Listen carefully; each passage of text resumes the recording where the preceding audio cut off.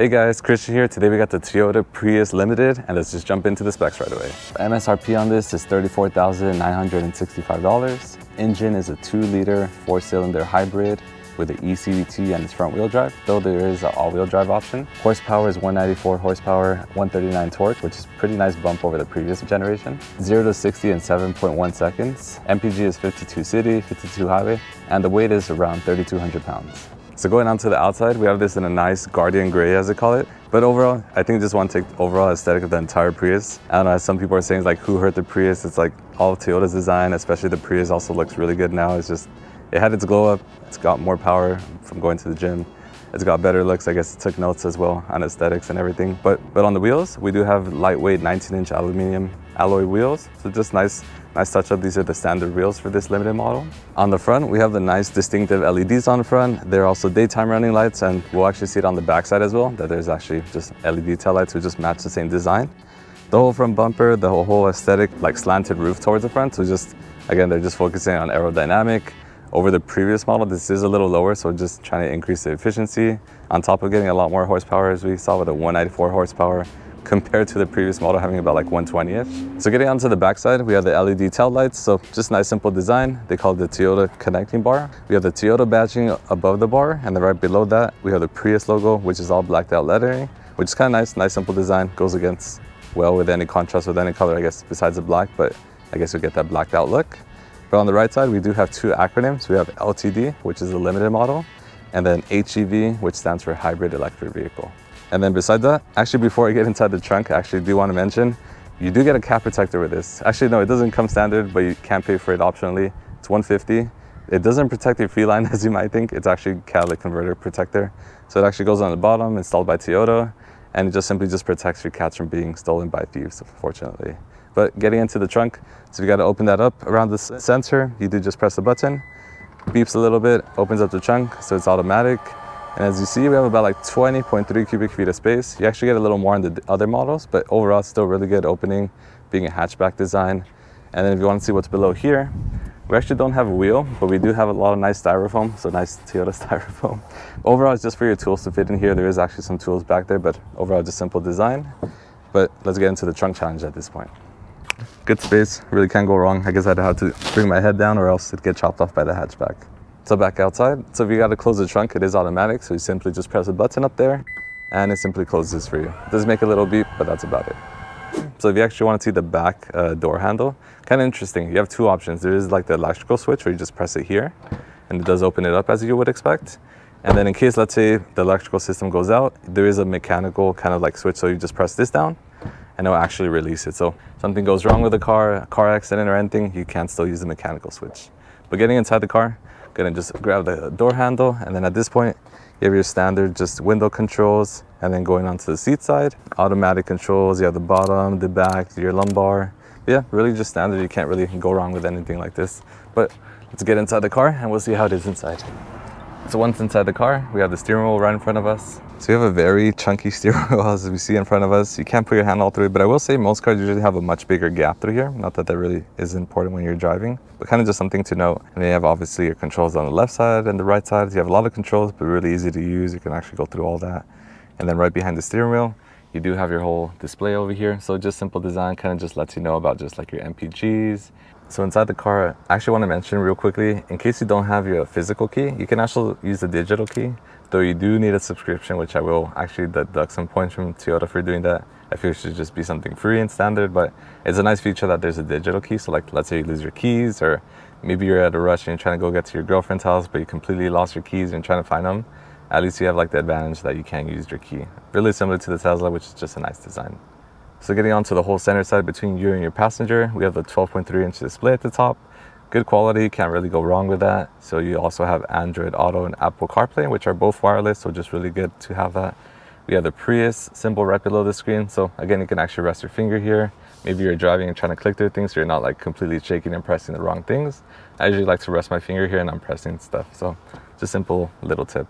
Below that, we have all the AC controls, and then you also have the just anything you properly need, like the heated seats or the ventilated seats, which is really nice to have right now in LA. That's really hot. Below that, we also have some cubby space, so I guess you could pop some things here. You have two USB-C ports. You also have a 12-volt charger. And it's kind of cool. So you might see this little arrow down here.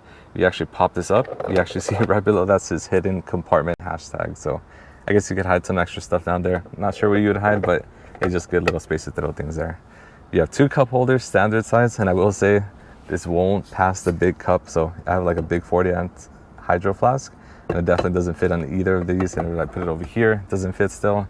So you definitely would just have to have it on your passenger side, or just have them hold it, unfortunately for them.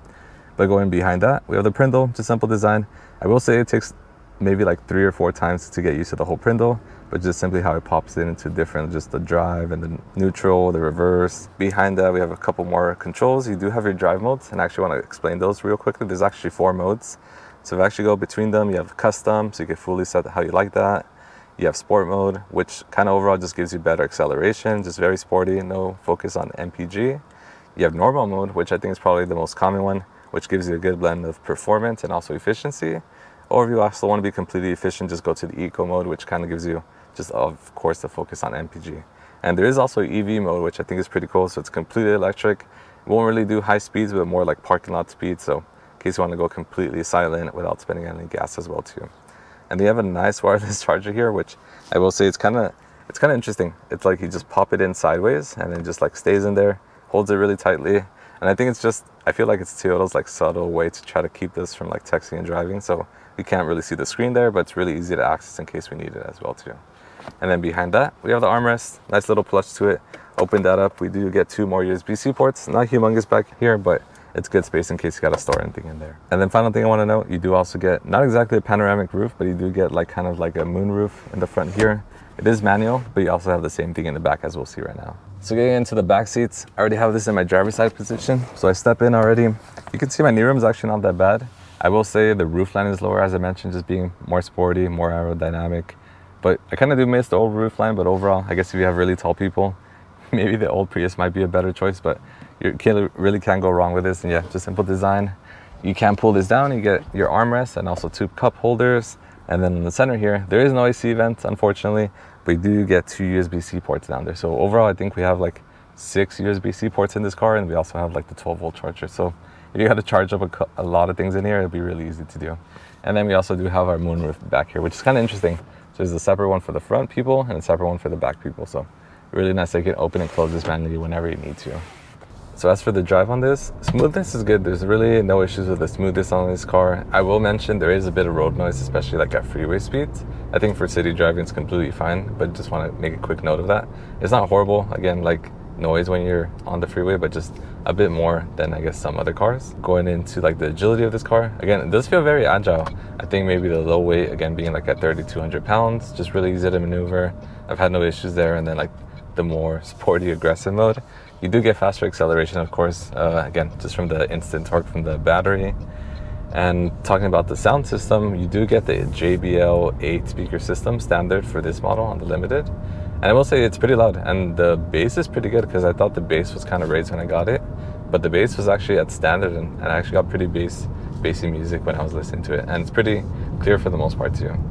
For the safety systems on this car, you do get the Toyota SafeSense 3.0, which again comes with so many things to name. But I will say, I guess I'm glad that Toyota gives you so many safety features standard at this point. So just great to have. And then one of the things I do want to mention, you do get like this little notification when you are at like a stop sign, and it kind of goes. So it's kind of, I know, for good and for bad, you shouldn't be ever texting and driving. Definitely do not recommend that. That's a lot of accidents happen. But let's just happen you were distracted, maybe you're looking down somewhere, or you're adjusting your AC controls and the car ahead of you goes. We'll actually notify you with the little brightness of the ambient light, kind of letting you know, kind of just blinks and just lets you know that the car ahead of you is moving, so you kind of just pay attention as well. I feel like Toyota is kind of like not forcing us to do things, but it's kind of just like nudging us to kind of just be safer, be more aware of like our surroundings. All right guys, so that's the Toyota Prius Limited. Again, overall just really good. I know it's not maybe the best car or people's favorite car choice, but overall, if you want the efficiency, the MPG, everything, the price is there. And it does have some looks now. So again, it's kind of like the Prius has all grown up now. It's in its college years, has its looks, more power, everything. Overall, just good design, so you really can't go wrong with this. So if this is your next choice, I would definitely recommend it. And besides that, again, thank you, like and subscribe to the video. Again, we'll see what I post next week, but just always check in. Subscribe down below and we'll see what it is. And again, thank you till next time.